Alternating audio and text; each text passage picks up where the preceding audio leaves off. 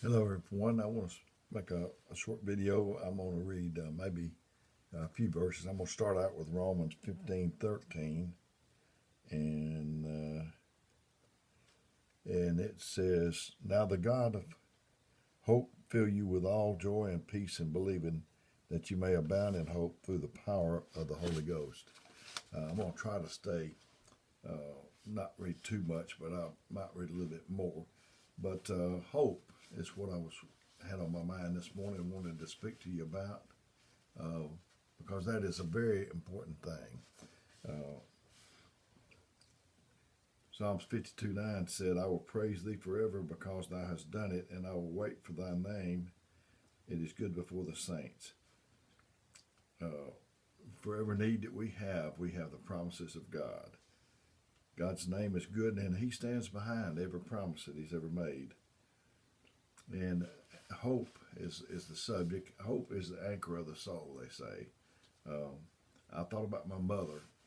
She died in 2016. She was almost 88.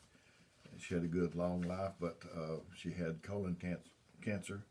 And we went to the office visits, saw the doctor, went to the hospital, was with her through it to the end. And when we would see the doctor, what we wanted to know is there any hope? That's what we all want to know. Is there any hope? Uh, I've never, I think I've touched on hope in other videos, but I've never made one on hope. Uh,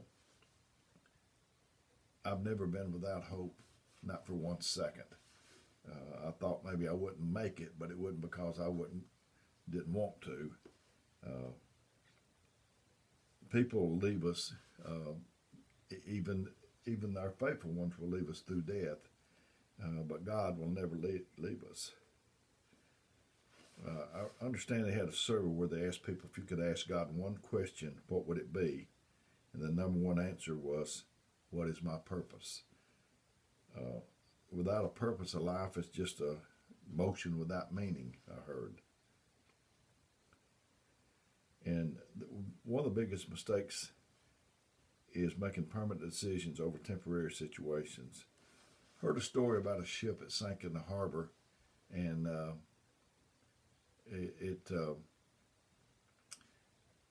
the people went down there to rescue it. It hadn't got out of the harbor very far, and it sunk. And so they went to see about it, and they heard a knocking on the inside of the ship, and they listened, and they understood it was Morse code. And the people inside said, "Is there any hope?" That's what we're wanting to know. Is there any hope? It's asked by thousands and thousands of people in different ways every day. In the doctor's office, like I said, awaiting results of tests, standing by the hospital bed of a loved one, which I've done. And when the couple with a missing child talks to the police, they want to know, is there any hope? You go without food about 40 days. Jesus did that. Elijah did that. A man named Bobby Sands, I think he was from Ireland, he went 56 days before he died, and he was just a pile of bones.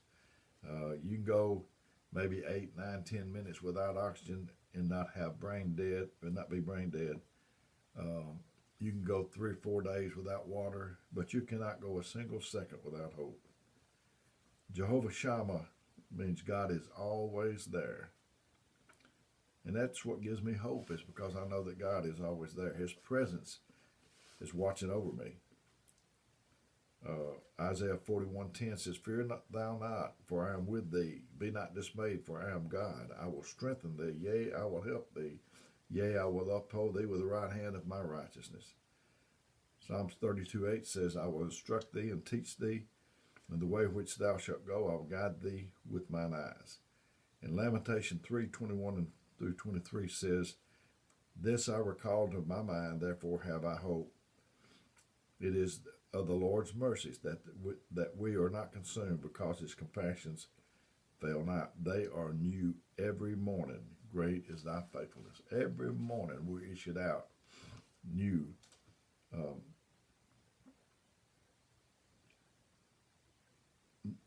new promises. I don't have to figure it out. I just have to trust God because He's already figured it out. They studied POWs in the wartime, and they found out that the ones that survived the most had an extraordinarily high level of hope. The fear of abandonment is a real great fear. The what if of life. But God is not going to abandon you. And we know that all things work together for good to them that love God, to them who are the called according to His purpose. That is a great comfort to me. I've made this illustration before. My wife, in my opinion, makes the best cornbread I've ever had in my life, and I don't get in there when she's about to cook it, and she has to come in there and say, "Get out of that meal," or "Get out of that. Don't be eating those eggs raw. I'm going to make some cornbread after a while." I don't like the individual ingredients, but boy, when you get them together, oh, that's something else. And I don't like tribulations and temptations and adversity, but when all of that gets together, it sure does make something good.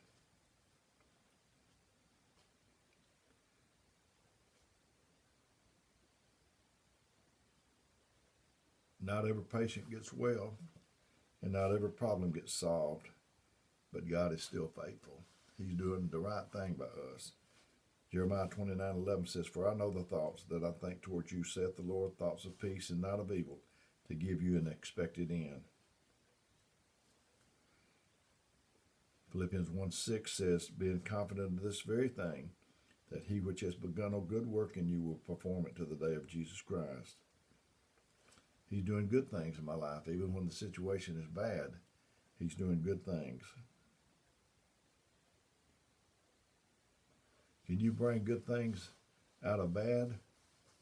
Yes, the resurrection. I made another video about bringing a clean thing out of an unclean, and God can. He's the only one that can. Because in the resurrection, the resurrection is death, burial, and resurrection. That's repeated over and over in the Bible. God, I'm going to give you all my pieces. And if you would, Lord, give me your peace. God's watching over us, and He's working in us. He's got a place for me. Let not your heart be troubled. You believe in God, believe also in me. In my Father's house are many mansions. If it were not so, I would have told you. I go to prepare a place for you. It's like I told you before. I have performed wedding ceremonies, and they'd have a reception, and I didn't have to worry about running in there. They had a table with my name, a place with my name on it. And this is the way this is. It's the way it is with my work. I don't have to worry about somebody getting my work. It's reserved. The place in heaven is reserved, and that gives me a sense of relief and release. God's presence. I'm a cold-natured fella. I had heart trouble, and His presence surrounds me like a warm blanket in the wintertime. A hope-filled life is not a problem-free life or a grief-free life. It's just, He said, "Wherefore you greatly rejoice, though now from a season, if need be, you are in heaviness through manifold temptations." Manifold temptations. I don't understand. I'm not mechanically minded at all, but I understand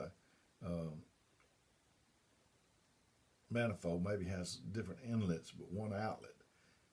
We got temptations. There's many coming in, but there's only one way out, and that's through God. It gives me comfort to think about He's going to wipe away all the tears from our eyes.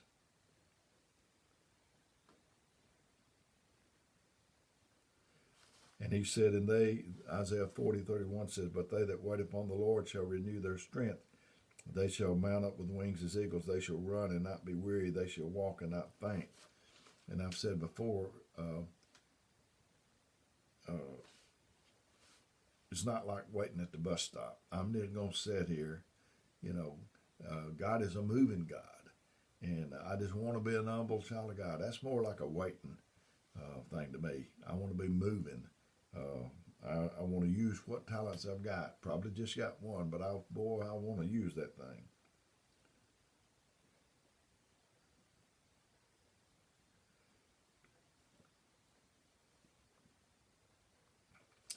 I think Abraham Lincoln said, "No man was made for immortality. This body's not.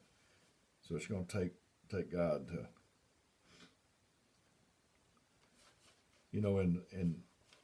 in life we have practice rounds and we practice and we have a warm up. They have a warm up lap before the race. This life is preparation for the next."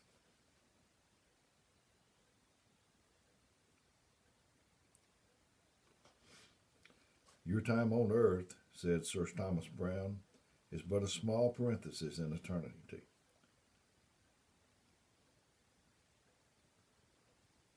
I just wanted to, I guess that's enough for today. I just wanted to talk to you about hope, tell you to hang on to your hope. I have seen times where maybe it felt like, what's the use? Nothing's working, that sort of thing. But just give it another day. Tomorrow may be a better day. I treasure my hope. I wouldn't take anything for it. You could stack this room up with $1 million, and I wouldn't trade it for my hope. Don't let the enemy trade you out of your hope. People has traded their hope, and what they got, they got beat. They didn't get nothing in return. And then besides that, when they got it, they didn't want it anymore. And then besides that, they came to despise it, like Esau his birthright.